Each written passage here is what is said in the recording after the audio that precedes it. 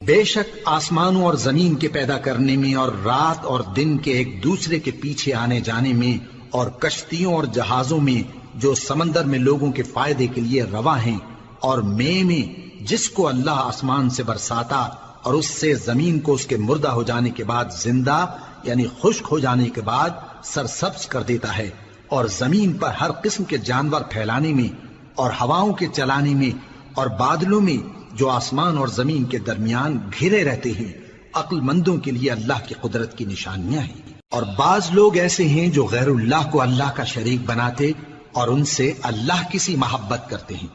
لیکن جو ایمان والے ہیں وہ تو اللہ ہی کے سب سے زیادہ دوست دار ہیں۔ اور اے کاش ظالم لوگ جو بات عذاب کے وقت دیکھیں گے اب دیکھ لیتے کہ سب طرح کی طاقت اللہ ہی کو ہے، اور یہ کہ اللہ سخت عذاب کرنے والا ہے۔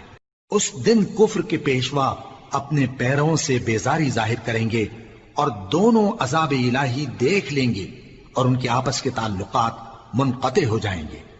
یہ حال دیکھ کر پیروی کرنے والے حسرت سے کہیں گے کہ اے کاش ہمیں پھر دنیا میں جانا نصیب ہو، تاکہ جس طرح یہ ہم سے بیزار ہو رہے ہیں اسی طرح ہم بھی ان سے بیزار ہوں۔ اس طرح اللہ ان کے اعمال حسرت بنا کر دکھائے گا اور وہ دوزخ سے نکل نہیں سکیں گے۔ لوگو،